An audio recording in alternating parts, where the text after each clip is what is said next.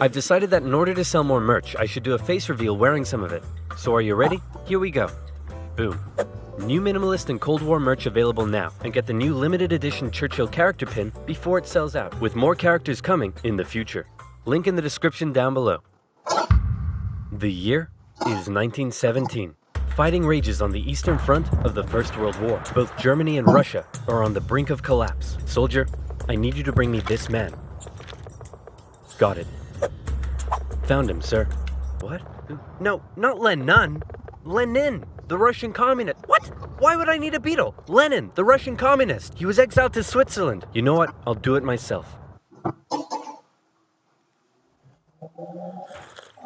Who wants to start a revolution? Who wants to start a revolution?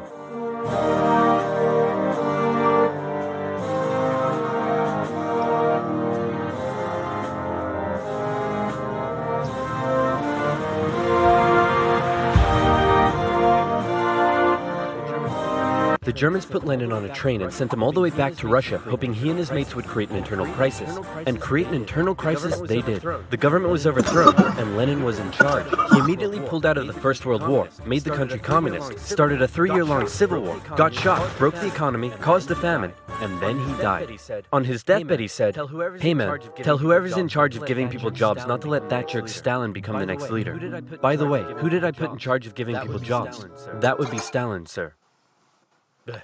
Stalin was a rising force in the Communist Party. He still had some opponents, but conveniently, all of them were arrested or disappeared. So that was lucky. And so Stalin took over. He implemented his 5-year plans, which transformed the country from an agriculture-based economy to an industrial one. And like Lenin before him, he reigned with terror. Anyone who dared criticize or oppose him would either be killed or left to rot in the horrendous Soviet work camps. Then a short man with a silly mustache tried to take over the world, punched the Russians all the way to Moscow, and then the Russians, with some help from their faithful ally, the Winter, punched them all the way back to Berlin. At this point, being allies, America, the UK, and the Soviet Union were good chums. They held a couple of conferences near the end of the war to decide what would happen next. Hey Stalin, after all your trials and tribulation, you must be pretty happy to be standing here in Berlin. Tsar Alexander made it all the way to Paris. Just give me a second. Hey man, I think something's up with Stalin. I know, right? What should we do? Shall I tell him about the bomb? Yeah, tell him about the bomb. That will scare him.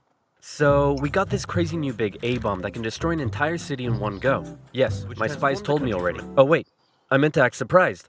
Wow, that's amazing. He already knew. How? Am I sure I want to send nuclear secrets via unsecure public coffee shop Wi-Fi? Am I ever? Dude, use a VPN. And speaking of VPNs, if, like me, you take internet safety seriously, then you need NordVPN. NordVPN hides your online activities from outside intruders, preventing anyone from stealing your personal data and stopping your service providers selling your data to advertisers. With over 5,000 servers in 62 countries, it allows you to surf the net anonymously and securely. And it's simple to use.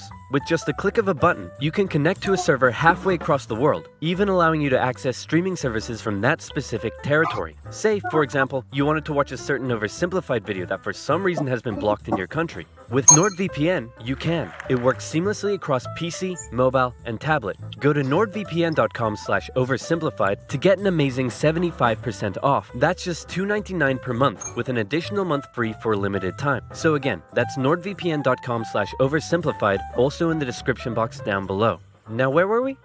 Oh yeah. Does the A stand for atomic or ass? Then America dropped their big A-bomb on Japan, and World War II officially came to an end. Hooray, we won! Okay, so now it's time to establish the New World Order. Stalin, you're in charge of Eastern Europe. Now, we want you to let them all hold elections. Oh yes, of course, elections. And these elections will be free and fair, right? Oh yes, certainly, free and fair.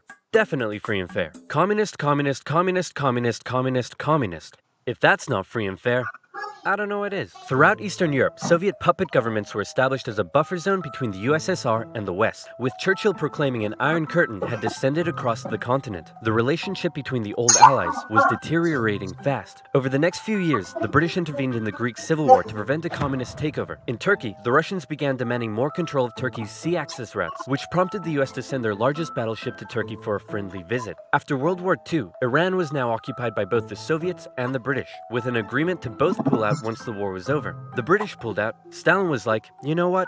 I think I might stick around. All in favor of kicking Russia out of Iran? You want to know something? You guys suck.